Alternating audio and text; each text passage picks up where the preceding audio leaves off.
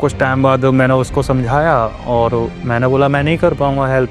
तो ठीक है, कुछ नहीं। मेरे को 1.5-2 महीने बाद, 2 या 3 महीने बाद मेरे को पता चला कि उसने सुसाइड अटेम्प्ट कर लिया।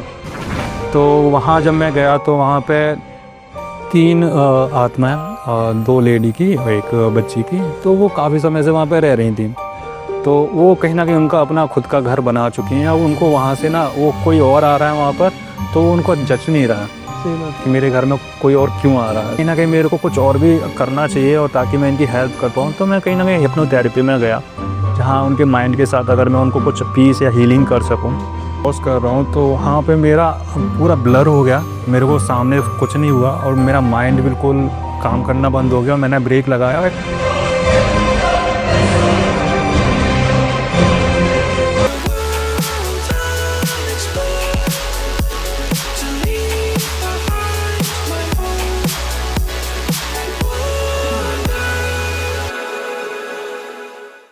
सो हेलो एवरीवन, मेरा नाम आयुष राय है और मैं हूँ टॉक विद फील का फाउंडर।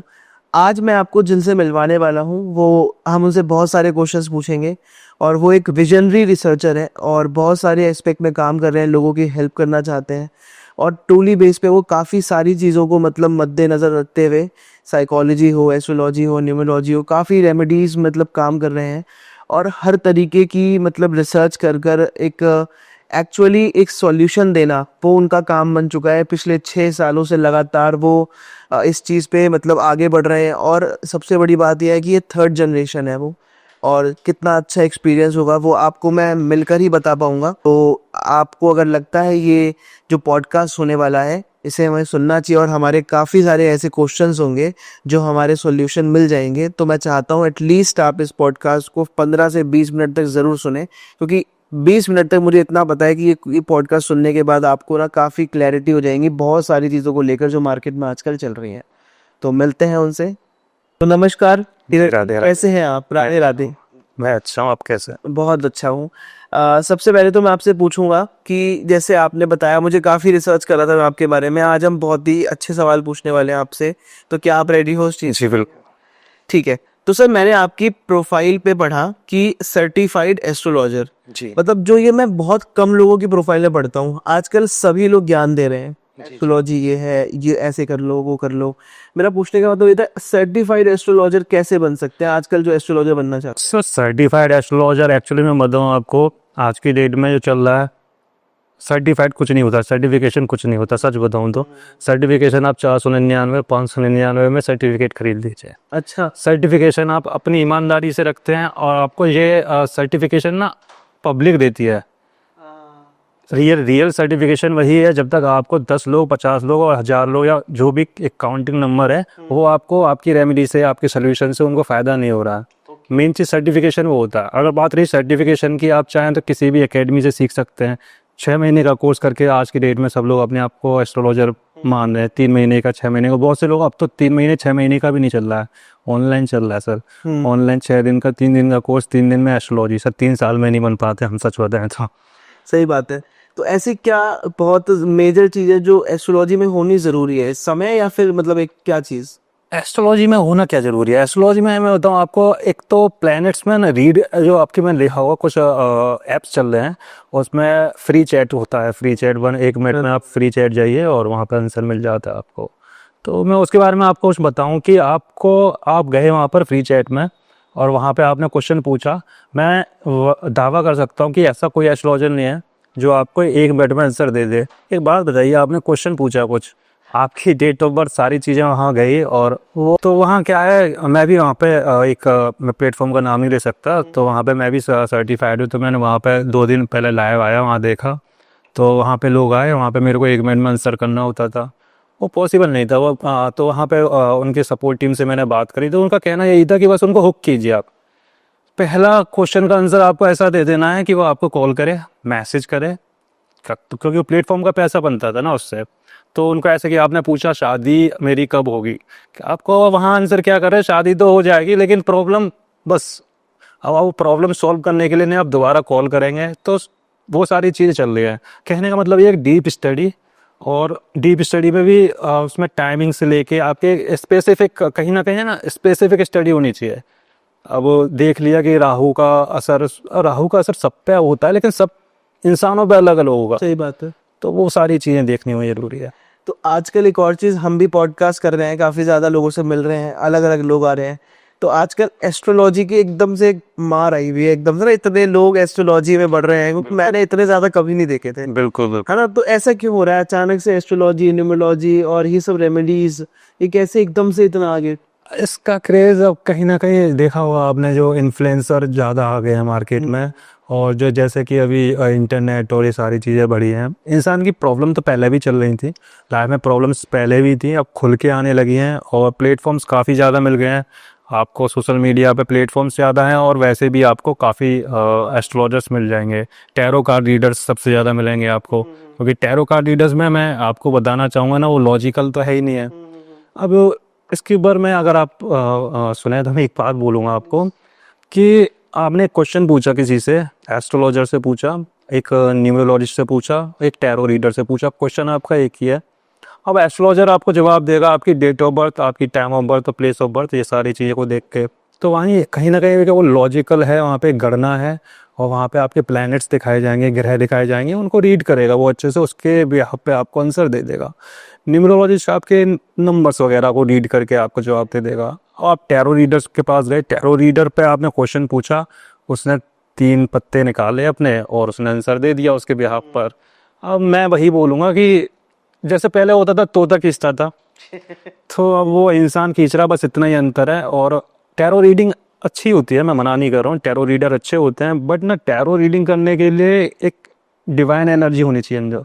आप उस आंसर को ना, नेचर यूनिवर्स आपको दे रहा है। अगर आप सपोज दैट कि आपने 2 महीने या 3 महीने या 2 दिन 3 दिन का कोर्स सीखा, आपने ना 72-78 कार्ड्स है, उनका मतलब याद कर लिया सबका, और आप कार्ड्स खींच रहे हैं और बता रहे हैं आंसर, वो तो पॉसिबिलिटी नहीं है ना, जब तक आपको यूनिवर्स अनुमति नहीं देता कार्ड देने की। और इसको टेस्टिंग के लिए एक काम कर सकते हैं आप, जब भी टैरो रीडर्स के पास जाएं, तो आप एक क्वेश्चन पूछें, वो आपको 2 या 3 कार्ड निकाल के दे देंगे आपको, और आंसर बता देंगे भी आप पे। ठीक है। आप आधे घंटे बाद दोबारा जाएं और सेम क्वेश्चन पूछें, सेम कार्ड आते हैं आपके। ठीक है। ये अच्छी रेमेडी है। ठीक है, तो क्योंकि ये बात है। अब क्वेश्चन तो वही है ना, सही। कार्ड्स क्यों चेंज हो रहे हैं अगर आप डिवाइन एनर्जी हो, अरे आप सिर्फ वही। कभी नहीं सोचा इस तरीके से, लोगों ने भी और मैंने भी। सही कह रहे हो आप। ठीक है। एंड मेरा एक और क्वेश्चन है कि आजकल लोग, जैसे एस्ट्रोलॉजी मैंने पूछा है आपसे, काफ़ी ज़्यादा आगे बढ़ रहे हैं इन चीज़ों को लेकर, तो हम कैसे पहचाने कि कौन सही है? एस्ट्रोलॉजर पहचानने के लिए मैं आपको बता सकता हूँ ना, कि आपका ना डर का माहौल बना रखा है। अगर आपको कोई डरा के चार्जेस और पैसा मांग रहा है, तो कहने का मतलब ये है कि अगर वो डरा रहा है, तो कहीं ना कहीं आपको थोड़ा सा अपने आप को समझ लेना चाहिए कि हाँ, डराने वाला एस्ट्रोलॉजर तो हो ही नहीं सकता। पहली चीज़, अगर वो आपको शांति दे रहा है, अपनी बातों से समझा रहा है, और कहीं ना कहीं आपको सोल्यूशन प्रोवाइड करा रहा है। अब एस्ट्रोलॉजर एक वो भी होता है जो आपको चार्ज लेगा, उसके बाद आपको सारी चीज़ें देगा। पहले काउंसलिंग चार्ज ले लेगा, सोल्यूशन का अलग से चार्ज लेगा, रेमेडीज का अलग से लेगा, सबका एक अलग अलग है। बट ना एस्ट्रोलॉजर की ना एक सोल होती है ना, वो प्योर होती है, मेरे को ऐसा लगता है कि अगर आपके पास, आपने काउंसलिंग चार्ज दे दिया, आपके पास पैसा नहीं है ना सॉल्यूशन का, तो उसकी सोल नहीं मानेगी, वो हेल्प कर देगा, बिन पैसे के भी कर देगा, रेमेडीज आपको दे देगा, चार्ज नहीं करेगा उसके लिए। आपकी रेमेडीज वो फायदा करेगी तो आप खुद से पैसा दे देंगे ना। उसको डर है, पैसा इसीलिए पहला ले रहा है वो, क्योंकि उसको डर है कि बाद में पैसा मिलेगा नहीं मिलेगा, क्योंकि रेमेडीज तो उसको खुद नहीं पता काम करेगी। सही बात है। तो वो भी एक फर्क पड़ता है। अच्छा, एस्ट्रोलॉजर और साइकोलॉजिस्ट कितना ही डिफरेंट है ये दोनों एक दूसरे से? जमीन आसमान का अंतर है। साइकोलॉजिस्ट आपकी पूरी कॉन्शियस माइंड, सबकॉन्शियस माइंड की स्टडी हो गई, और एस्ट्रोलॉजी आपकी प्लैनेट्स की स्टडी हो गई, तो वो पूरा अंतर तो है। अच्छा, जैसे आजकल बता रहे हैं 2025 में इतनी सारी चीज़ें खराब हो रही हैं, लाइक प्लेन क्रैश, और अभी वर्ल्ड पूरा पाकिस्तान हिंदुस्तान पूरा महायुद्ध हो गया, इतनी सारी चीज़ें खराब हो रही है। तो मैंने कई एस्ट्रोलॉजर से, मतलब मेरे से, मैं तो मिलते ही रहता हूँ, न्यूमरोलॉजिस्ट आते रहते हैं यहाँ पे, तो कहते हैं कि 2025 7 नंबर है, 9 नंबर है, कुछ ऐसा है, तो खराब है वो, कुछ क्या है तो? नहीं, मैं इसको आपको थोड़ा सा क्लैरिटी से करता हूँ कि 2025 सबके लिए ख़राब नहीं है। इस 2025 में काफ़ी लोगों की लाइफ अच्छी है, काफ़ी लोग ऊपर भी जाएंगे। मेन चीज़ क्या है, 2025 में अभी टाइम पीरियड चल रहा है मंगल का, तो वहाँ पे ना उसकी एनर्जी ना काफ़ी ज़्यादा होती है। अच्छा। और अब सपोज दैट कि आप मंगल से रखते हैं, आपका ऐसा न्यूमरोलॉजी में मंगल से रिलेटेड है, या फिर आपकी एनर्जी जैसे कि महादशा मंगल की चल रही है, तो ये साल आपकी क्या करेगी, अगर आपका मंगल नीच में बैठा हुआ है या गलत ट्रांजिट कर रहा है तो आपके एक्सीडेंट हो सकता है, शादीशुदा है तो डिवोर्स हो सकता है। बट अगर सपोज दैट कि आपका मंगल का ही टाइम चल रहा है, महादशा भी मंगल की चल रही है, और आपके चार्ट में भी मंगल अच्छा बैठा है, तो आप ग्रोथ करेंगे, आपकी शादी हो जाएगी, अच्छी जगह हो जाएगी, बच्चे होंगे, अच्छे होंगे, मतलब जो भी होगा आपको अच्छा रिजल्ट देगा। मेरे हिसाब से कोई भी प्लेनेट बुरा अच्छा फल नहीं देता है, वो आपके आपके चार्ट में कैसा बैठा हुआ है उसके ऊपर भी डिपेंड करता हर इंसान का अलग अलग एनर्जी। है। हाँ, अब 2025 सबके लिए बेकार होता तो फिर तो। सही बात है। हाँ जी। ठीक है। तो जैसे आपने बताया कि शादी की, जैसे आपने बात करी, आजकल लोग काफ़ी कुंडलियाँ मैच कराते हैं शादियों के लिए। और अब आजकल तो आप देख ही रहे हो न्यूज़ में क्या हालचाल चल रहे हैं, लड़कों के साथ क्या क्या हो रहा है। ये मतलब यही नहीं कहना है कि लड़कियों के साथ नहीं हुआ है, दोनों चीज़ें मतलब ज़रूरी है। ठीक है। बट आपके हिसाब से जैसे आजकल लोग आगे का भविष्य देख सकते हैं क्या, कि ये लड़की हमारे साथ आगे टिक सकती है या लड़का ये हमारे साथ आगे बिल्कुल टिक सकता है? बिल्कुल बिल्कुल इसको हम अपने सप्तम भाव से देख सकते हैं, और मंगल की और शुक्र की और जुपिटर भी देख सकते हैं। तो प्लैनेट्स रीड करके हम इतना देख सकते हैं कि हमारा इनका सोल का कनेक्शन है कि नहीं है, हमारा इनका विचारधारा मिलेगी नहीं मिलेगी, और हमारा इनका कनेक्शन बैठेगा नहीं बैठेगा, वो सारी चीज़ें भी देखी जा सकती हैं। बट जो आजकल इतनी सारी चीज़ें हो रही है, आई थिंक उनको भी दिखाया गया होगा कि गुण मिलाए गए होंगे, कुछ ना कुछ लोगों ने तो मिलाए होंगे, ना सारे। तो क्या वो हल्का फुल्का भी मतलब एक्सेप्शनलिटीज हैं वहाँ पे, गलत हो सकता है कुछ? बिल्कुल बिल्कुल, मेन चीज़ है ना, गुड़ मिलाने वाला कौन है, सारी चीज़ें है ना। अब गुड़ दिखाने के लिए 36 में से देख लिया उन्होंने, 27 मिल रहे हैं, 28 मिल रहे हैं, उसमें नाड़ी भी देखना है और भी सारी चीज़ें देखनी है, तो उसको पूरी तरीके से। अब मेन चीज़ क्या है ना, आज की डेट में ये फॉर्मेलिटी चल रही है, इंसान मिलवा रहा है कुंडलियाँ, लेकिन ना उसमें भी सही से ना, वो खुद चाहता है, वो डिसाइड पहले से ही कर चुका कि मेरा पार्टनर यही है, फॉर्मेलिटी के लिए जा रहा है, मिलवाने के लिए वो। ये तो है। और सामने वाला जो मिला रहा है, अगर उसको ऊपर ही ऊपर दिख गया तो वो बता देगा कि हाँ ऐसा है, अदरवाइज वो भी नहीं बताने वाला कि आपको क्या प्रॉब्लम आ रही है। ये बात है, ये सही बताया आपने कि हाँ फॉर्मेलिटी के लिए करने को बिल्कुल। भी, हाँ ठीक है। अच्छा। तो जैसे कि आपने आपके बारे में काफ़ी पढ़ने के बाद एक चीज़ पता चली कि काफ़ी आजकल आप ना बिटकॉइंस और ये सारी चीज़ों में भी आप रिसर्च कर रहे हैं कि इससे भी लोगों की कुछ हेल्प हो सके। बिल्कुल बिल्कुल। कौन से कॉइन में इन्वेस्ट करना है या किस चीज़ में मतलब हमें जाना है ना, क्या सही है क्या गलत है, इस पे तो रोशनी, ये क्या नई चीज़ है एक? एक्चुअल में मेरे को ना पढ़ना बहुत पसंद है, बुक्स पढ़ना, रिसर्च करना, तो मैं काफ़ी टाइम से करते हुए आ रहा था। कुछ समय पहले मैंने मार्केट में जो चल रहा था, क्रिप्टो करेंसी और शेयर मार्केट्स वगैरह, उसको रीड करने के लिए, एक्चुअली चार्ट रीड करने के लिए मैंने देखा, समय दिया, वहाँ पे मेरे को कुछ चीज़ें दिखी वहाँ पर, जैसे कि चार्ट का ऊपर नीचे जाना, तो वहाँ से थोड़ा समझ में आया ये भी पूरा एनर्जी के बेस पे चल रहा है। इंसान को लग रहा है कि क्या है क्या नहीं है, पूरा एनर्जी के बेसिस पे चल रहा है। जैसे कि मैं देख पाता हूँ, सोच पाता हूँ, समझ पाया, जैसे कि जिस टाइम पे इमोशंस हाई होते हैं इंसान के, उस टाइम पे मार्केट क्रैश होता ही होता है। तो कहीं ना कहीं आपके इमोशंस, इंट्यूशंस, वहाँ पे कैलकुलेशन नहीं चलती है। सच बताऊँ तो अगर कैलकुलेशन होती ना, तो मैथमेटिशियन जो सबसे बेस्ट है ना, शेयर मार्केट में बहुत अच्छा कमा के बैठा होता। ठीक है ना, कैलकुलेशंस वहाँ पे नहीं चलेगी, वहाँ पे आपका इंट्यूशंस भी चलेगा। कैलकुलेशन मानते हैं, वो भी होना ज़रूरी है, बट इंट्यूशन आपकी क्या क्या आपका इमोशनल है, क्या आपके एनर्जी है, वहाँ मेन चीज़ वही है, टाइमिंग। टाइमिंग भी मायने रखती है। तो वो मैं सारी मतलब चीज़ें आप हैं। ये कह रहे हैं कि आपके एंड से अगर आप बोलते हो कि मैं जितना समझ पा रहा हूँ, मुझे आप बताओ कि अगर जैसे मान लो मेरे को पता नहीं कितना क्या होता है वहाँ पे, 5 नंबर मैंने अगर लगाया, तो आप क्या बता पाओगे कि यही जीतेगा, ऐसे करके कुछ? ये तो बिल्कुल अलग हो गया है, मतलब मार्केट से जो आप बात कर रहे हैं कि मतलब, क्या ऐसा पॉसिबल है वैसे? जैसे कि आप बोलना चाह रहे हैं कि आपने 5 नंबर पे पैसा लगाया आजकल ऐसी बहुत सारी चीजें चल रही हैं कि आजकल ना बेटिंग एप्स हैं, कंटेंट क्रिएटर उसको बहुत प्रमोट कर रहे हैं उन चीज को लेकर कि इस नंबर पे पैसा लगाओ, इस टीम पे पैसा लगाओ। तो क्या ये भी आजकल मतलब हम कर सकते हैं ट्यूशन पहले से कि ये जीतेगा ये जीतेगा ये नंबर? कुछ बेसिस पे कर सकते हैं, बट ऐसा नहीं है कि आप पूरा फाइनल, उसमें एक्यूरेसी पूरी तरीके से नहीं निकाली जा सकती अगर पूरी एक्यूरेसी की बात करें। बट हाँ, आप 80%, 90%, उसके बाद एक्चुअली ना क्या होता है कि आपकी प्रेडिक्शन भी ना 80-90% होती है, उसके बाद भी फ्री विल होती है। फ्री विल नाम की चीज़ है, तो फ्री विल आपका rest of the part free will complete करता है। आपको मैंने बता दिया सर कि एक कॉइन है, इस कॉइन में पैसा लगाओ, बूम करेगा। और मैंने बताया 100% और वो बूम करेगा भी। अब मैंने आपको बता भी दिया, लेकिन आपको ये नहीं पता ना कब लगाना है, एंट्री एग्जिट कौन करेगा। सही बात है। ठीक है ना, कॉइन तो मार्केट में सब बता रहे हैं इसमें लगाओ उसमें लगाओ। अब वो हमेशा के लिए बूम करेगा क्या? नहीं करेगा ना। आपको एंट्री कब है, एग्जिट कब है, वो आपकी फ्री विल, आपके कर्मा, आपके भाग्य में है तो आप सही टाइम पे एंट्री मार देंगे। मैंने तो आपको बता दिया, मैं तो आपको बोल दूंगा कि मैंने तो सही बताया था और वो करा भी था बूम। लेकिन आपने सपोज दैट कि आपने एंट्री तो सही जगह मार ली, एग्जिट नहीं मार पाए, या आपने एंट्री गलत मारी, तो वहाँ पे आपका पैसा नहीं बनेगा। जैसे आप साइकोलॉजी के बारे में काफ़ी बता रहे थे कि मेंटल हेल्थ और हिप्नोथेरेपी, ये सारी चीज़ें, इन सारी चीज़ों से भी आप काफ़ी हेल्प कर रहे हो लोगों की। जी। तो कोई ऐसा रियल लाइफ भी स्टोरी हुई है जिससे आपने रियली किसी की हेल्प करी हो और वो आपको लगा हो यार ये तो एक अलग चीज़ है, जो आप भी अभी तक ना भूल पाए हो? हाँ, मैं उसका, मेरे पास अभी 2 केसेस हैं। मैं आपको पहले एक केस बताता हूँ। एक्चुअली हुआ गया था, एस्ट्रोलॉजी का मैं हेल्प कर रहा हूँ लोगों की, एस्ट्रोलॉजी से काफ़ी समय से कर रहा था।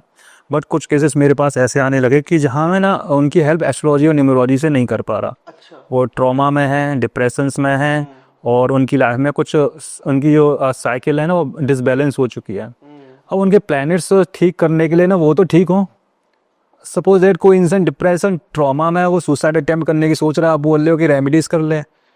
अगर वो इतना ही सक्षम होता तो शायद वो, हाँ, तो वहाँ मेरे को ज़रूरत पड़ेगी कहीं ना कहीं, मेरे को कुछ और भी करना चाहिए और ताकि मैं इनकी हेल्प कर पाऊँ। तो मैं कहीं ना कहीं हिप्नोथेरेपी में गया, जहाँ उनके माइंड के साथ अगर मैं उनको कुछ पीस या हीलिंग कर सकूँ, तो वहाँ से मेरी स्टार्ट हुई। लेकिन वो स्टार्ट होने से पहले एक केस था कि एक लड़का मेरे को मिला था, कनेक्ट हुआ, उन्होंने, उनको कहीं से मेरा कॉन्टैक्ट नंबर मिला और वो मेरे को बोलते हैं कि सर इस तरीके से मैं किसी से प्यार करता हूँ और वो लड़की ऐसे ऐसे, और मेरे को उनसे मिलवा दीजिए और मैं उनसे शादी करना चाहता हूँ। मैंने कि ठीक है, बट उसकी एज ज़्यादा नहीं थी और मैंने उसको लाइटली लिया क्योंकि उसकी एज 22-23 के अप्रॉक्स रही होगी शायद। तो उन्होंने मेरे साथ दोबारा कॉल किया, ऐसा उनकी कॉल्स रेगुलर आने लगी, बट ना वो लड़का थोड़ा ज़्यादा मैच्योर नहीं था। वही लग भी नहीं रहा था कि हाँ वो कुछ शायद उसको खुश भी रखेगा, या इतना ज़्यादा नहीं लगा। तो वहाँ से क्या हुआ, उसका थोड़ा पागलपन ज़्यादा, वो रात को मेरे को कॉल करके डिस्टर्ब कर रहा है कि सर, उसके रात में उसकी थोड़ी लैंग्वेज भी चेंज हो रही है कि अब वो गलत वर्ड्स का भी यूज़ कर रहा है, सर करवा दो, मैं वरना मैं तुम मर जाऊंगा, वरना मार दूंगा। तो थोड़ा सा मेरे को लगा साइको प्रॉब्लम है शायद। बट अब मैंने सोचा अब दिलवा भी दो ना इसको, कोई हेल्प भी करेंगे तो वो लड़की, वो वैसे भी कुछ नहीं रख पाएगा क्योंकि वो इतना साइको अभी से है। ठीक है, कुछ टाइम बाद मैंने उसको समझाया और मैंने बोला मैं नहीं कर पाऊँगा हेल्प। तो ठीक है, कुछ नहीं, मेरे को 1.5-2 महीने बाद, 2 या 3 महीने बाद मेरे को पता चला कि उसने सुसाइड अटेम्प्ट कर लिया। तो वो एक गिल्ट मेरी लाइफ में आया। तो वहाँ से मेरे को लगा कि शायद अगर मैं उसकी मदद कर देता, हो सकता है मेरी सोच, मैंने फ़ोन से सुना, हो सकता है कि शायद वो सच में प्यार करता हो, क्योंकि ना ऐसे जज नहीं कर सकते ना। हो सकता है किसी के शब्द को उसको बोलना नहीं आ रहा हो, बयां करना नहीं आ रहा हो, एक्सप्रेस हर कोई नहीं कर सकता ना। तो वहाँ से गिल्ट फील हुआ, तो मेरे को लगा आगे मेरे को अब आगे और हेल्प करनी चाहिए लोगों की। तो वहाँ से फिर मेरे को अपना इस तरीके से मेरा कैरियर इस चीज़ में भी मैंने और थोड़ा सा बूम किया। जो लोग आ रहे हैं चार्जेस के बिना भी सॉल्व कर रहे हैं, हेल्प कर रहे हैं, इस तरीके से स्टार्ट हुआ मेरा। तो जैसा कि आपने बताया कि ऐसा कुछ लोग आते हैं आपके पास काफी अतरंगी चीजें लेकर के, हाँ ये भी कर दो वो भी कर दो। कोई एक और ऐसी अतरंगी चीज मांगी हो आपसे जो आपको लगा हो कि ये क्या मांग रहे हैं? हाँ हाँ, बहुत अतरंगी लोग आते हैं। अभी मैं आपको चेयर्स भी दिखा सकता हूँ। अभी 2 दिन पहले की चेयर से बोला मेरी हाइट बढ़वा दो। अब मैं क्या बोलूँ भाई, एस्ट्रोलॉजी हाइट में डॉक्टर नहीं हो। एक आया, उसका चैट था, उसका चैट में बोल रहा है मेरे से कि मेरे को डिवोर्स लेना। भाई डिवोर्स लेना अपनी बीवी से बोलो, मुझसे थोड़ी ना बोलोगे। तो अतरंगी लोग काफ़ी लोग आते हैं और कुछ लोग पता है उसमें जेन्युइन लोग हैं ना, वो जेन्युइन लोग भी पीछे रह जाते हैं क्योंकि सबके चैट्स देखने पड़ते हैं, तो उनकी वजह से ना जेन्युइन लोग काफ़ी छूट जाते हैं। कभी ऐसा हुआ हो कि जब धीरज गौर जी डर गए होंगे इससे? हाँ, मेरे को डर काफ़ी बार ऐसी सिचुएशंस आई हैं कि ऐसा किस्सा, कोई स्टोरी? हाँ, ऐसे मेरे पैरानॉर्मल कुछ चीज़ें केसेस थे, तो वहाँ पे मेरे साथ कुछ केसेस हुए हैं। जब मैं साधना पे था तब भी मेरे साथ केसेस हुए हैं। तो एक्चुअली जब मैं साधना कर रहा था तो पूर्ण होने के बाद थोड़ी सी मेरी कनेक्शन हुआ और मैं कहीं ना कहीं हीलिंग में पहुँच गया, लोगों की हीलिंग कर सकता था उस टाइम पे मैं। और ऑरा रीडिंग वो भी पॉसिबल थी उस टाइम पे, कि कहने का मतलब सामने हैं आप, तो कहीं ना कहीं ऑरा रीडिंग में कर पा रहा था। नॉर्मली, ऐसा नहीं हमें करने की ज़रूरत पड़ रही थी। वो साधना के बाद 43 डेज़ के बाद वो मेरा कहीं ना कहीं एक हो गया था कि मैं कर पा रहा हूँ और रीडिंग। तो वहाँ पे मेरे को एक केस मिला था। उस केस में एक रेस्टोरेंट था। उस रेस्टोरेंट में मेरे दोस्त ने वो केस दिलाया था। और उसको पता था कि मैं इस तरीके से हनुमान जी की साधना वगैरह करता हूँ, पूजा करता हूँ। तो उन्होंने बताया कि इस तरीके से रेस्टोरेंट का मालिक है, बात करना चाह रहा है, बात कर लीजिए। तो उस रेस्टोरेंट में क्या हुआ था, उन्होंने रेंट पे लिया था। और जब रेंट पे लिया उसके बाद उन्होंने महीने 2 महीने सही से चला, उसके बाद सारी प्रॉब्लम होने लगी वहाँ पे रेस्टोरेंट में। वो कैफ़े बिल्कुल बंद सा हो गया, कोई नहीं चल रहा, कुछ नहीं हो रहा। जो वहाँ पे काम कर रहे हैं उनके साथ भी कुछ एक्टिविटीज़ बेकार होने लगी हैं। जो नशा नहीं करते थे वो नशा करने लगे हैं और एक दूसरे से लड़ाई करने लगे। मतलब सारी एक्टिविटीज़ बिल्कुल बेकार होने लगी थी। और हाँ, उन्होंने मेरे को बोला कि ठीक है आप देखिए। तो मैंने उनको बोला कर लेंगे, लेकिन कुछ चार्जेस हैं मेरे इसके। और तो उन्होंने बोला ठीक है, चार्जेस तो आप एक काम कीजिए, चार्जेस मैं सारे दे दूंगा लेकिन सॉल्व होने के बाद दूंगा, वही सारी चीज़ें। मैंने बिल्कुल ठीक है। अब मैं वो तो है नहीं हूँ कि हाँ मेरे को पहले रेमेडी से पहले सोल्यूशन चार्जेस लें, ठीक है कोई दिक्कत नहीं है। मेरे को भी थोड़ा नया नया था उस टाइम पे, तो मज़ा आ रहा था। तो वहाँ जब मैं गया तो वहाँ पे 3 आत्माएं, 2 लेडी की और 1 बच्ची की। तो वो काफ़ी समय से वहाँ पे रह रही थी। तो वो कहीं ना कहीं उनका अपना खुद का घर बना चुकी हैं। अब उनको वहाँ से ना वो कोई और आ रहा है वहाँ पर, तो वो उनको जच नहीं रहा है सही बात। कि मेरे घर में कोई और क्यों आ रहा है। तो वो अच्छा नहीं लग रहा है उनको, वहीं रहना है और वो नहीं चाहते कि कोई और वहाँ उनके साथ रहे। तो अब उनसे वहाँ हम गए, वहाँ हमने देखा, वहाँ देखने के बाद उनको बताया। बट हर कोई यकीन तो करता नहीं इस चीज़ के लिए। तो उनको प्रूफ देने के लिए कुछ चीज़ें मैंने उनको दिखाई वहाँ पर और बताई, उनको लाइव प्रूफ भी दिखाया। तो उनको समझ में आया। उसके बाद उनको थोड़ा सा हिम्मत, कॉन्फिडेंस आया कि हाँ कीजिए, आप सोल्यूशन कीजिए। तो मैं वहाँ पे उनको ना मतलब एक बंदी कर देते हैं और उसमें भोग लगाते हैं। भोग लगाने के बाद आप उसके बाद मतलब पहले न्योता देने जाते हैं। पहले बोलते हैं उनसे कि आप मतलब एक जगह देने जाते हैं, उनको प्लेस देनी है कि आपको यहाँ की जगह इस जगह पे रहना है। तो आप पहले उनको इनवाइट करने जाएंगे कि मैं आपको इस तरीके से वहाँ शिफ्ट करने वाला हूँ। इस तरीके से होता है प्रोसेस। तो वो पहले दिन का होता है। पहले दिन मैं उनको कहने गया था कि हाँ ठीक है, हम लोग इस तरीके से आपको यहाँ से चेंज करने जगह दे देंगे आपको। तो जब मैं वहाँ से आ रहा था बाइक से, तो बाइक से मैं जब निकल रहा हूँ और रोड क्रॉस कर रहा हूँ, तो वहाँ पे मेरा पूरा ब्लर हो गया। मेरे को सामने कुछ नहीं हुआ और मेरा माइंड बिल्कुल काम करना बंद हो गया। और मैंने ब्रेक लगाया, एक्सीडेंट। और मेरा पूरा यहाँ पे भी निशान है, काफ़ी भयंकर एक्सीडेंट हुआ मेरा। तो वहाँ फिर मैं गया, घर पे गया तो मेरे को बुखार काफ़ी तेज़। और घर वालों को बताया, घर वाले समझ गए थे कि हाँ इस तरीके से वो चीज़ें हैं कहीं ना कहीं, हाँ एक्टिविटीज़। तो वही मेरा केस था। घर वालों ने मना किया कि हाँ नहीं करना है, अब आपको नहीं करना है। हमने बोला कि ठीक है नहीं करेंगे आगे से, लेकिन इसको तो सॉल्व कर दें, वरना ना उनको लगेगा कि ये भी उन्हीं की तरह है। सही बात है। और ठीक है, तो फिर उनको दूसरी जगह शिफ्ट करना, तो वो मेरा एक बहुत इंटरेस्टिंग था। अच्छा। डर भी लगा था। ऑफ कोर्स लगेगा, हमें लग रहा है। तो कभी जैसे आप लोग ना काफी अतरंगी लोग पूछते हैं, तो क्या ये ऐसा सच भी होता है कि किसी भी लड़की से मिलवा सकते हो आप, किसी भी लड़के से मिलवा सकते हो किसी को भी आप? नहीं, किसी को एक्चुअली ना यहाँ पे आपका हर चीज़ काम करनी चाहिए। आपके प्लैनेट्स भी काम करने चाहिए, सामने वाले की एनर्जी भी काम करनी चाहिए। दोनों की एनर्जी अगर मैच हो रही है देन पॉसिबल। और मैंने देखा है कि आजकल काफी, मतलब मैंने इतना सुना है, हावड़ा पुल हो गए या फिर कहीं ऐसे हो गए, बहुत तांत्रिक और लोग बैठते हैं ऐसे, किसी का बाल ले आओ, किसी का कुछ ले आओ, कुछ ऐसा कर दो। तो ये सुना बहुत है मैंने कि ये पर्सनली क्या है, नहीं नहीं, मैं बता देता हूँ वो आपको, वश में कर लेते हैं लोग। बता देता हूँ उसके लिए आपको। ये ना डर बनाया हुआ है, जो मैंने आपको शुरू में ही बताया था ना, डर बनाया हुआ है और व्यापार चल रहा है ये। अगर इतना पॉसिबिलिटी, मैं ये नहीं बोल रहा हूँ कि वशीकरण नहीं होता, वशीकरण होता है।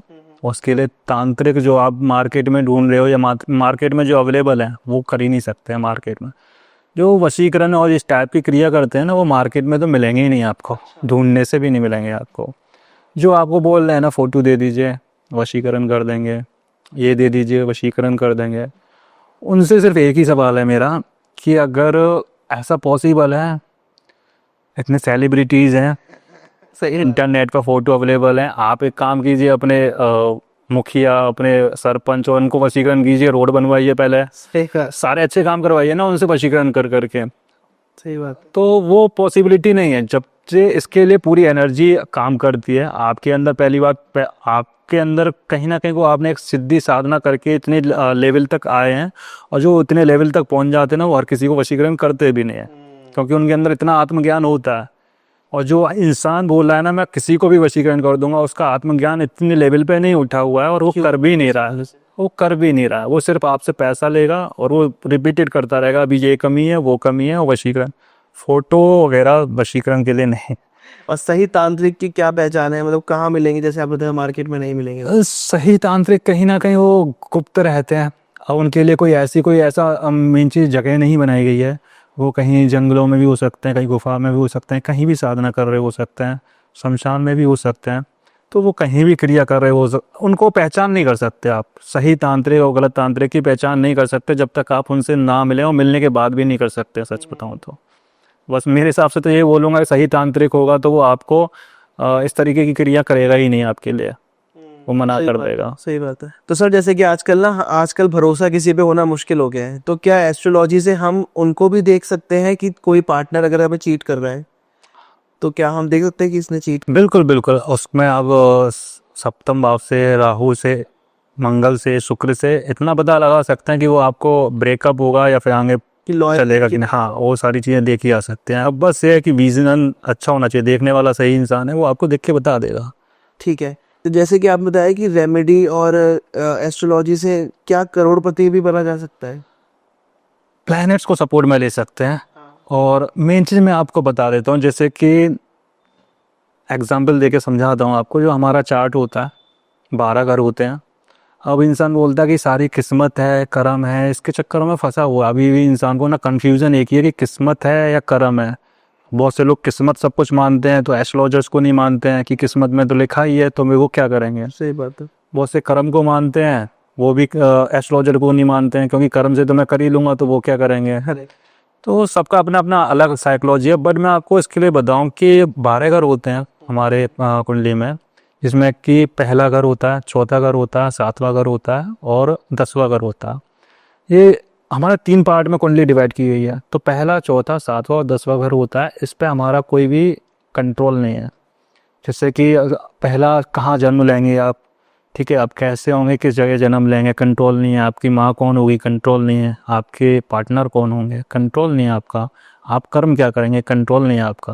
तो पहला, चौथा, 7वां, 10वां कंट्रोल में नहीं होता। दूसरा, 5वां, 8वां, 11वां, इस पर भी कंट्रोल नहीं है आपका कि आपके परिवार किस परिवार में जन्म लेंगे, ठीक है, आपके संतान कैसे होंगे, और आपके कहाँ मृत्यु, कब मृत्यु होगी, और आपकी क्या कमाई, कितना अर्निंग, मतलब क्या भोग करेंगे अपनी ज़िंदगी में।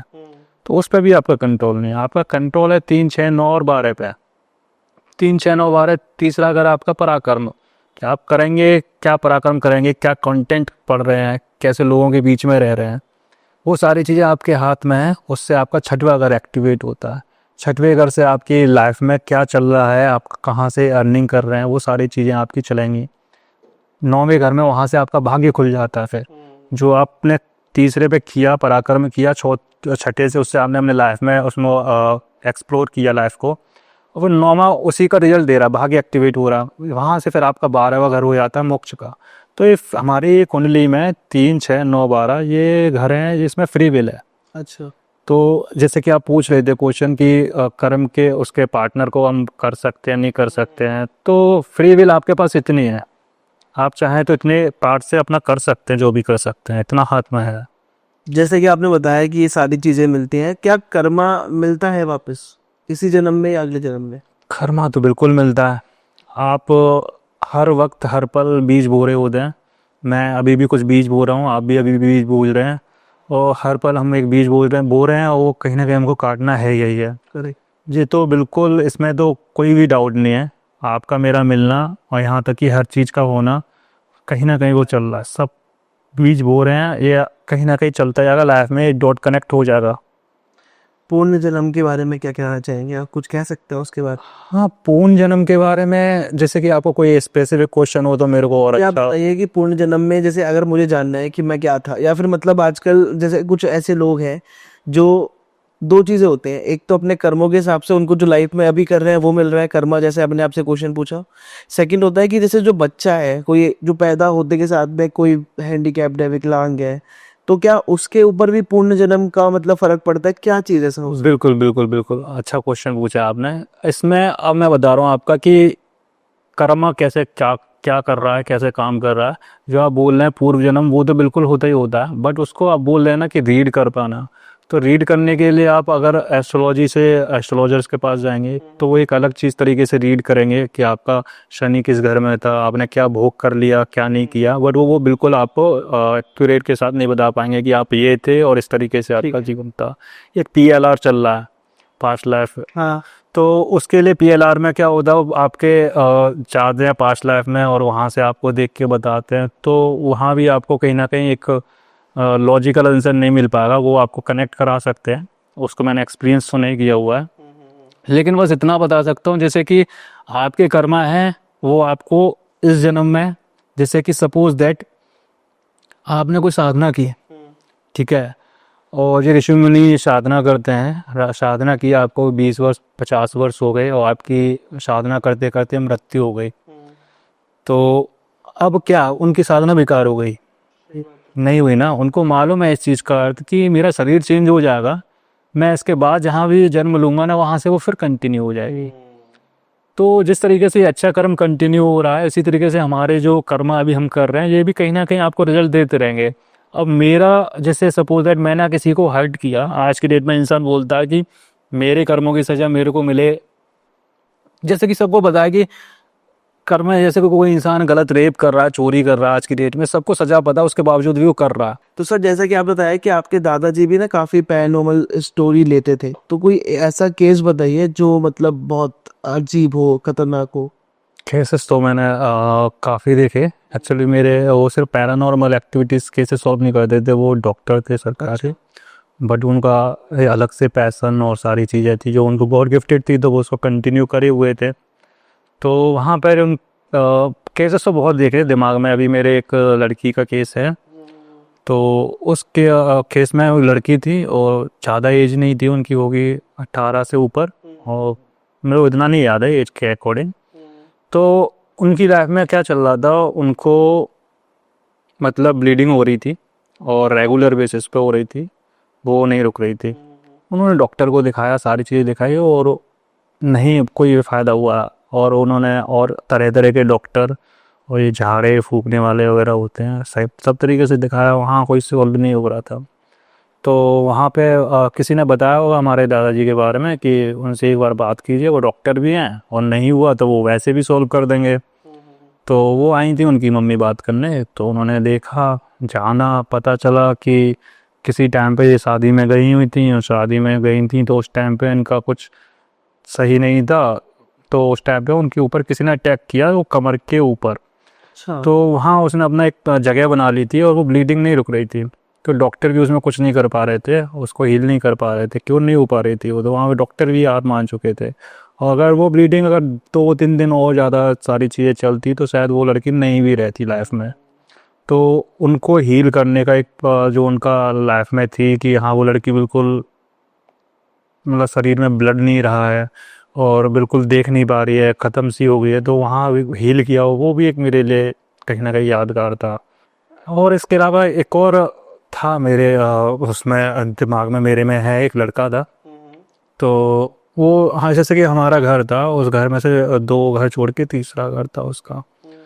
तो उसका मतलब या साला 28-30 साल का, मतलब शादीशुदा था, उसका एक छोटी सी बच्ची। तो अब वो क्या है, जैसे उसकी शादी हुई है, शादी के बाद से उसकी लाइफ में चेंजेस आ गए, उसके व्यवहार में सारी चीज़ों में चेंजेस आ गए। अब हो क्या रहा है कि वो मतलब अपने घर वालों को टॉर्चर कर रहा है अलग तरीके से, खाना पीना, डाइटिंग वाइटिंग सारी चीज़ें उसकी ज़्यादा हो गई, मतलब बिल्कुल चेंजेस हो गए। अब उसके घर वालों को लग रहा है कि ये शादी के बाद बीवी के आने और वो सारी चीज़ों की वजह से चेंज हो रहा है, बट वो ना एक्चुअली ना क्या था कि एक प्रेत या कोई भी एक चीज़ होती है, वो एक तो एक ये होता है कि आपको डायरेक्टली असर कर देती है कि अटैक हो गया, आप जा रहे हो और आपको डायरेक्टली अटैक कर दिया। एक होता है कि वो आपके पास आए, आपको पता भी नहीं चलने देंगे और आपके पास रह रहे हैं, आपके शरीर में रह रहे हैं, आपको पता ही नहीं है, वो धीरे धीरे आपके अंदर जगह बनाते हैं, आपको साल महीने 6 महीने धीरे धीरे आके वो ख़त्म करते हैं। उसके ऊपर भी डिपेंड करता है। तो वहाँ पे क्या हुआ था, वो धीरे धीरे ना इस तरीके से क्रूरता बढ़ गई उसकी कि वो अपनी बच्ची का ही गलत मतलब मारने की सोच रहा है, और मतलब जान से मारने के लिए कहीं ना कहीं उसको एक ये था कि किसी को मारना है, घर में से किसी को मारना है, इस तरीके की एक्टिविटी हो गई थी।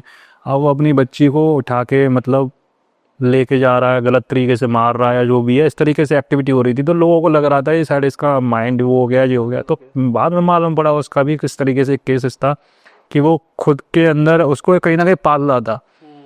तो वो ड्रिंक नहीं कर रहा, ड्रिंक कर रहा है, और वो बिल्कुल नॉनवेज नहीं खाता, नॉनवेज खा रहा है, वो वही खा रहा है और कुछ खा ही नहीं रहा है। तो वो सारी चीज़ें वो पाल रहा है उसको। एक समय पे आने के बाद जब उसके अंदर इतना बल आ जाता है ना कि आपकी पॉजिटिव एनर्जी कम पड़ जाए, तब वो हमला करते हैं आपको एकदम से। कोई जैसे कि मैं आपको बताऊं कि आपका ऑरा लॉक है ना, तो आपकी नेगेटिव एनर्जी आपके ऊपर हमला कर ही नहीं सकती। आपके ऑरा के ऊपर डिपेंड करता है कि नेगेटिव एनर्जी आपके ऊपर अटैक करेगी या नहीं करेगी। उसके लिए मैं आपको बताऊं, जैसे कि आपको किसी को हाई लग जाती है, नज़र लग जाती है, आपके ऑरा में कहीं ना कहीं होल्स, आपका ऑरा वीक होगा तो आपको नज़र जल्दी लगेगी, आपके ऊपर कोई क्रिया कराए आप तब हो जाएगी। जिसका ऑरा इतना मजबूत है और लॉक्ड है, ये देखे हैं आपने, बड़े बड़े संत हैं, वो खुला चैलेंज करते हैं कुछ करके दिखा दो। ऑरा उनका इतना अच्छा बेहतरीन है कि उनके ऑरा में कोई प्रवेश ही नहीं कर सकता। तो हमारे ऑरा के ऊपर डिपेंड करता है कि हमारा ऑरा कैसा है, उसको हमने लॉक किया हुआ है कि नहीं लॉक किया हुआ।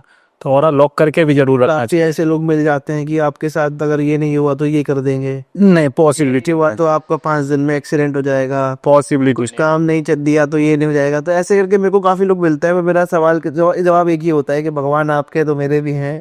बिल्कुल तो सही हो गया। अब उसके बाद मैं क्या ही आंसर दूंगा, फिर मेरा उनसे बात करने का ही मन नहीं करता, क्योंकि ऐसे काफी लोग मिलते हैं। मेरे को तो काफी लोग मिले हैं ऐसे। मैं तो बस इतना ही बोलूँगा, जिस इंसान को ना अगर वो बोल रहा है कि मैं ऐसा कर दूंगा वैसा कर दूंगा, और जो नेगेटिव बोल रहा है वो तो कुछ कर ही नहीं पाएगा कि मैं तेरा ये बिगाड़ दूंगा वो बिगाड़ दूंगा। उसका ये सोचिए, उसकी कुछ 5 दिन में हो जाएगा, पॉसिबिलिटी नहीं है, पॉसिबिलिटी नहीं है। पहली चीज़ तो ये है कि उनके अंदर इतना एक्सेस नहीं है कि वो आपकी लाइफ में आके किसी तरीके से तांत्रिक तरीके से डिस्टर्बेंस कर पाए बिना आपके ऑरा, और कि आपके ऑरा पॉजिटिव नहीं है, लॉक नहीं है, तो कर सकते हैं, लेकिन उसमें भी पॉसिबिलिटी नहीं है। बहुत अच्छा बन के भी दिखाते हैं फिर कि मैं आपको हेल्प कर रहा हूँ। मैं आपको पहले से इसीलिए बता दिया कि आप पहले अवेयर हो जाओ। वो आपको बताया ना, डर का बिजनेस चल रहा है, धंधा ही यही है। पहले ही डरा दिया वही। एक डर, आपका मेन चीज़ है ना कि आपका कॉन्शियस माइंड कितना है, 5% है, ठीक है ना। सिर्फ कॉन्शियस माइंड सिर्फ 5% होता है, सब कॉन्शियस माइंड होता है 95%। तो उसमें क्या है कि आपको सोचने पे मजबूर इतना कर दिया, डर इतना बैठा दिया, डर के बाद ना इंसान फिर अच्छा बुरा समझ नहीं पाता। फिर यही जो हार जाता है वो बस वही चाहिए, ऐसे नहीं वैसे। वही चीज़ है सारी। जरूरी है माइंडसेट कैसे काम कर रहा है, इट्स इम्पोर्टेंट, लाइक साइकोलॉजी में भी, एस्ट्रोलॉजी में भी, किसी भी चीज में। बिल्कुल बिल्कुल। Of course. लास्टली मैं यही कहूँगा, कुछ ऐसा मैसेज देना चाहो हमारे दर्शकों को आप सामने देख कर, कि कुछ कुछ ऐसा बोलना चाहो कि उससे उनकी हेल्प हो सके, या फिर कोई ऐसा एक्सपीरियंस आप बताना चाहो सामने, कुछ भी जो आप बोलना चाहो। मैं बोलूँगा कि देखिए, पहली चीज़ तो कि लाइफ में ना रेमेडीज़ और सोल्यूशन के चक्कर में आप इतना ज़्यादा मत भागिए, और अगर करना है ना तो कहीं ना कहीं समर्पण कीजिए। मेरे को ऐसा लगता है कि अगर लाइफ में बहुत बड़ी प्रॉब्लम भी है ना, तो वो कहीं ना कहीं समर्पण से सॉल्व हो जाती है। बहुत सारी पूजा साधनाएं हैं। अगर मैं तो इतना बोल देता हूँ इंसान को, अभी कुछ रिसेंटली का केस बताऊँगा आपको। ज़्यादा से ज़्यादा 1-1.5 महीने का पहले का केस है, और महाराष्ट्र का लड़का मतलब आदमी है, और वो मतलब मरने की स्थिति में। अच्छा। उसने पहले सब लोगों को देख लिया, लाइफ में कुछ अच्छा नहीं हो रहा उसको मेरा स्क्रॉल करते करते दिख गया उसको पेज वगैरह, उसने कांटेक्ट किया रैंडमली। उसको लगा यहाँ से भी कुछ सोल्यूशन नहीं होगा, और मैं अपना बैठा हुआ था, और 9 रात के बज रहे होंगे। तो मैंने देखा उसका 10 बज के अप्रॉक्स 10 बज रहे, मैंने बोला उससे कॉल कीजिए। उसने मेरे को मैसेज हिंदी में मैसेज टाइप करके भेजे हुए थे बहुत बड़े बड़े। उसमें लिखा हुआ है मेरी बच्ची है, और मेरा माँ है, बाप बीमार है, और मेरे पास नौकरी नहीं है, और मेरे पास सिर्फ इतना पैसा है 50-100-200 रुपये, आपकी क्या चार्जेस हैं ले लीजिए और मुझसे बात कीजिए। तो मेरा वहाँ पे दिमाग ना बिल्कुल, मैंने कि भाई इससे चार्जेस ले भी लिए ना तो वो मेरे को जमेंगे नहीं। मैंने कि आप कॉल कीजिए। तो मैंने एक मैसेज किया, सिर्फ कॉल कीजिए, और उन्होंने नंबर पूछा, मैंने बायो में, उसको बायो समझ में नहीं आया, मैंने नंबर भेज दिया, उधर से उसने कॉल किया। अब वो इतना डिप्रेस्ड था कि मैं बताऊँ आपको, पॉसिबिलिटी वहाँ पे मेरे को दिख नहीं रही थी कि इसको किस तरीके से, अगर मैं सच बताऊँ तो एस्ट्रोलॉजी, सिर्फ मैं एस्ट्रोलॉजी से अगर उसको करता ना, नहीं कभी सॉल्यूशन उसका हो भी नहीं पाता। जिसके पास कोई पैसा नहीं है सोल्यूशन रेमेडीज़ करने के लिए, उसको आप कैसे बोल सकते हो रेमेडी कर लीजिए। तो वहाँ पे रेमेडीज़ वगैरह नहीं हो पाएंगी। वहाँ पे मैंने उसका देखा, समझा, पहले उसको मैंने समझाया, फिर उसके बाद मैंने उसको सिर्फ इतना ही बताया और जो सच था वही बताया, कोई मोटिवेशन नहीं। उसको बताया सिर्फ मेरे को 1.5 से 2 महीने दे दीजिए अपने, उसके बाद जो चाहो वो कीजिएगा, सिर्फ 1.5 से 2 महीने चाहिए। और मैं हकीकत बता रहा हूँ, लाइफ चेंज करने के लिए ना इससे ज़्यादा समय होता ही नहीं है। अगर करनी है ना तो इतने समय में कर सकते हो। और कोई तांत्रिक क्रिया नहीं, कोई फालतू की रेमेडी नहीं, सिर्फ समर्पण करना है अपने इष्ट के आगे, अपने प्रभु के आगे, हनुमान जी के आगे, भोले बाबा के आगे, जिसके आगे आप कर सकते हो। एक तरीके से पूजा तो दुनिया कर रही है, संकल्प लेके कीजिए, इष्ट के आगे समर्पण कीजिए और उसके बाद देखिए आपको मार्गदर्शन मिलेगा ही मिलेगा, गारंटी मैं लेता हूँ। अगर 43 दिन की पूजा होती है एक, अगर वो कर लिया आपने पूजा, मैं नहीं बोल रहा कि मेरे द्वारा ही कीजिए, सिर्फ एक समर्पण दीजिए। अगर प्रभु को समर्पण कर दिया अपनी ज़िंदगी, मैं गारंटी लेता हूँ आपको पीछे मुड़ के देखने की ज़रूरत ही नहीं पड़ेगी। तो एक ये मेरे अंदर, हाँ, मेरे को ऐसा नहीं है कि मैं सिर्फ वैसी थ्योरेटिकल कुछ बता रहा हूँ। मैंने बचपन से देखा है अपने दादाजी को, और उससे पहले भी देखा लाइफ में मैं बहुत लोगों की लाइफ इम्प्रूव भी करते हुए देखा, खुद भी की लोगों की। तो वहाँ मेरे को इसीलिए मेरे को पता है कि हाँ, अगर आप एस्ट्रोलॉजर के पास भाग रहे हैं, एक सपोज दैट कि अब एस्ट्रोलॉजर क्या, आपको क्या कर रहे हैं, यूट्यूब स्क्रॉल कर रहे हैं, आपने 4 उपाय देख लिए कि कर्जा उतारने की विधि है, ऐसे ऐसे कर लीजिए। आपको कर्जा आपका सपोज दैट मंगल की वजह से है, ठीक है ना। हम सपोज दैट कि आपने शादी ब्याह में कर्जा ले लिया, तो वो मंगल का कर्जा हो गया, ठीक है। और आप रेमेडी कर रहे हैं शनि की, शनि पे जा रहे हैं, दीपक जला रहे हैं, आपका कर्जा मंगल का है, रेमेडी शनि की कर रहे हैं, शनि का कर्जा है, मंगल की रेमेडी कर रहे हैं। आपका सोल्यूशन तो वैसे भी नहीं होना अगर रेमेडी के थ्रू भी करेंगे तो उसमें भी आपको ना स्पेसिफिक एक रेमेडी होती है सबकी, कि आपके मेन चीज़ देखना पड़ता है। आपका कर्जा तो है, कर्जा आप ओवरऑल सबकी लाइफ में एक ही रेमेडी थोड़ी ना काम कर जाएगी। तो स्पेसिफिक आपकी प्लैनेट्स कैसे हैं और वहाँ पर क्या काम कर रहे हैं, उसके ऊपर डिपेंड करती है कि आपको क्या रेमेडी करनी चाहिए। तो मैं तो बस यही बोलूँगा कि लाइफ में अगर करना है तो सही एस्ट्रोलॉजर का चुनाव। और रेमेडीज़, अगर मैं बोलूँ कि रेमेडीज़ का सोल्यूशन का कोई चार्ज मांग रहा है तो मत दीजिए, मैं तो यही बोलूँगा। वो फ़र्क दिखेगा तो आप अपने आप दे देंगे। और इसके अलावा मैं बोलूँगा कि समर्पण भाव अगर ज़िंदगी में कर सकते तो समर्पण कीजिए प्रभु के आगे, इष्ट के आगे, ज़िंदगी वैसे ही चेंज हो जाएगी। करेक्ट। तो थैंक यू सो मच धीरज जी, हमारे पास आकर हमें बहुत सारे आज सवालों का जवाब मिला और एक नतीजे पे पहुँचे हम। ये सबसे अच्छी बात यह है कि शुरू में जितने ही सवाल थे, अंत तक आते आते वो सारे सवाल कम हो गए और अभी भी बहुत सारे सवाल होंगे हमारे दिमाग में भी बिल्कुल। और ऑडियंस के दिमाग में भी। Will definitely do a second podcast, जो एपिसोड हम निकालेंगे, काफ़ी सारे क्वेश्चंस निकालेंगे। तो जैसा कि आप सभी को बता दूं मैं कि आज जितने सारे क्वेश्चंस हमने पूछे हैं, स्टोरीज सुनी है सर से, बहुत सारी चीज़ें हमने पूछी और एक कमाल का एक्सपीरियंस था। एक वाइब मैच हो जाती है कि पता चलता है कि एक इंसान सही बोल रहा है कि गलत बोल रहा है। जो चीज़ लगी हमें कि बहुत एक नॉलेजेबल के साथ में चीज़ें, एस्ट्रोलॉजी करना और नहीं करना हम उस पर नहीं जाएंगे, लेकिन रिसर्च के साथ करना, वो सर ने मेरे को बताया कि वो बहुत ज़रूरी है और वो एक्चुअली में ज़रूरी है। तो अगर आप लोगों को लगता है कि इस पॉडकास्ट को देखकर कोई भी सवाल या कोई भी एक मनगढ़ंत कहानी से आपका विश्वास उठा हो, चाहे सही चीज़ पता चली हो, तो एटलीस्ट इस पॉडकास्ट पे अच्छे व्यूज़ दीजिएगा, लाइक करिएगा। मैं सर का जितना भी कॉन्टैक्ट डिटेल्स है वो सब डिस्क्रिप्शन में डाल दूंगा। अगर कोई सर से बात करना चाहता है, मिलना चाहता है, तो सर से बात कर सकते हैं। एंड कमेंट करिएगा नेक्स्ट क्वेश्चन जो आप सर से पूछना चाहते हैं। भगवान ने चाहा, राधा रानी ने चाहा, तो हम सर को फिर वापस अपने पॉडकास्ट में बुलाएंगे और उन क्वेश्चंस जो आप लिखेंगे, उन क्वेश्चंस के आंसर्स का जवाब हम सर से फिर से लेंगे। Thank you so much sir for coming our podcast and thank you so much. Radhe Radhe सभी को। मेरा नाम धीरज गौड़ और मैं एक एस्ट्रोलॉजर, न्यूमरोलॉजिस्ट, रेप्योथेरेपिस्ट हूँ, साथ में मैं ऑथर भी हूँ। अभी फ़िलहाल में मैंने अभी काफ़ी मेहनत से 2 बुक्स लिखी हुई हैं। पहली बुक का नाम है द क्रिप्टो क्रांति 2025 और दूसरी बुक है मेरी the destiny a silence lies. तो जो क्रिप्टो क्रांति बुक है उसमें मैंने 20 मीप्स मैच के बारे में लिखा है और उसमें प्रॉपर टाइमिंग के बारे में लिखा हुआ है कि जो 2026 जून से पहले जो बूम कर सकते हैं। तो वो दोनों बुक्स मेरी अमेज़ॉन पे भी अवेलेबल हैं और मेरी पर्सनल वेबसाइट पे भी अवेलेबल है। आप चाहें तो पर्सनल वेबसाइट www.ashwarama.in से भी खरीद सकते हैं। अदरवाइज़ आप अमेज़ॉन पे जाएंगे, वहाँ पर धीरज गौड़ लिखेंगे, वहाँ पर मेरी दोनों बुक्स मिल जाएगी। मैं आपसे बोलूँगा कि ये बार आप कोशिश कीजिए, उसको पढ़िए। द डेस्टिनी बुक है, उसमें मैंने भाग्य और कर्म के पीछे जो गहरे रहस्य हैं उनको ज़्यादा किया हुआ है, तो उसको भी पढ़िए, उसको भी जानिए, देखिए।